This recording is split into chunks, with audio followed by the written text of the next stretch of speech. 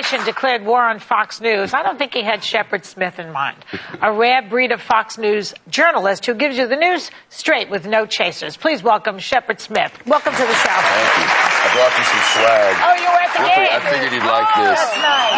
Thank you. For kids, I don't know. Yankees win a game. Thank you. Yankees. Great, thank you. Thank you very much. You know, let's get to politics for a minute, because Fox News has a reputation for being, having commentators on who have opinions. Let's put it that way. The opinion commentators. The opinion commentators. They do have opinions. Yeah, and they do. And they take some flack. They took some flack from the Obama administration recently. But you're not one of those people, I don't think. You give the news without your opinion. In fact, I've read that you're not even interested in politics that much. Is that true? It's not all that exciting to me. Yeah, I prefer to just deliver the news. It's so much easier. Cronkite used to do. Well, I don't know. That would be quite something. Yeah. That would be kind of cool. But I mean, waking up in the morning, find out what's going on, and telling people about it. But do you ever feel like fun. an outcast over at Fox? No, come on. You can be around people who have opinions, can't you? I would hope so. Yeah, over of there course. at I HLN. love that. Yeah. Yeah, I like all of them. We have none of those here at all. Oh, sure. Elizabeth's been over. You've been over, Whoopi. It's a great bunch of people. And if you notice, we seem to be having fun. We really are having a good time. Yeah. So I don't know how happy they are down the street. Do you think it was an unfair thing that the Obama administration did then by trying to single out Fox, say it's not not MSNBC? a new thing. I Right? mean, administrations have been fighting with news organizations since time began. And I don't know, I think it helped us. It kind of looks like Exactly. it The did. ratings went up. The ratings did go up. I mean, when the White House is talking about you all the time, you know you got something going on. That's true. Well, Shepard, what's so interesting is it's been reported that a lot of the cable stations, the ratings are declining because it's news-driven without the opinions. Now, you're the #1 newscaster over in cable, and you're not opinion-driven. Right. So what do you think about that? Well, I mean, I think those who say that are not always telling the truth. I mean, against us, in my time slot at 7 o'clock is Lou Dobbs, and that's an opinion show. The other night we had an election. That's a huge news story, right? We doubled everybody combined. I think more Americans watched Fox News that night than all the other 3 cable stations combined. Why do you think that is? They're coming for the news. I mean, I think that people have, through all of this talk, people have come and sampled us, and they've said they are giving us the news. When they say it's opinion, it might be right-wing opinion. But when they say it's the news, it's the news. There's truth in labeling, and I feel good about that. Yeah, and I think you're actually giving the American people some credit for knowing what they're watching and having a brain about it, too. They know. They Google the stuff. Yeah, they know before we know. They know. What about the swine flu? What do you think about this whole, Stay away from it. You shouldn't come to work when you have the flu. It's no choice. I don't have the swine flu. I mean, it's very, very different. I have the flu. I am sick. Right. But the swine flu, you got that spiky fever, you're achy. Yeah. I don't have any of that. I'm just got an attitude. Right.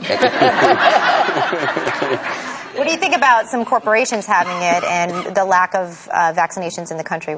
What's your take on the whole swine? They've said who's at risk, just like you said earlier. It's kids. Yeah. Kids with respiratory problems need that shot. And if Goldman Sachs is getting it before kids, Goldman Sachs' list of problems just got even longer than it already was. Absolutely. Are they taking on Goldman Sachs over at Fox? I haven't been to work yet today, but since you mentioned it, we probably will. Yeah. Well, I wanted to give you a shout-out, Shepard, because you're just celebrating your 10th anniversary anchoring your newscast, so congratulations to you. And also, I just want to get your take on something.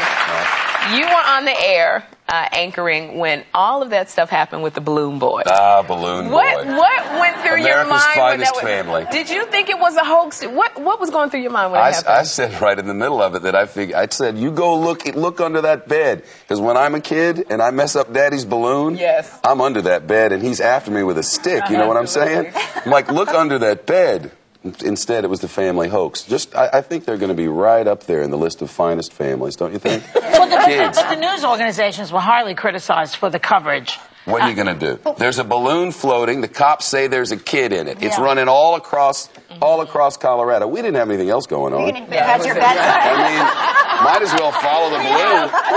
It drives me crazy because you'll see the Balloon Boy, and then we're all watching it like a bunch of momos. Right. And then the crawl will say 150 killed in Iraq, another 100. All the real news gets crawled by. We'll get to it. I don't think 150 were killed, but I feel you. What about let's get to the real news for a moment before we let you go. Tap into that brain of yours. Afghanistan. The White House recently said it would be at least a few more weeks before sending more troops or making a decision there. Take on that? Well, I think that's a White House decision to make, that you got to talk to the generals and listen to the generals, and you also have to consider what is a win. Why do you have to always listen to the generals? Well, you got to listen to them. They're out there fighting the war. The founding fathers made the president the commander-in-chief for a good reason. So you also you can buck up against the generals sometimes. The general advised 40,000 more troops, and this was over 2 months ago. But the president's got to decide what the strategy is. What do you say? Go ahead. The president's got to say, what is a win over there? Right.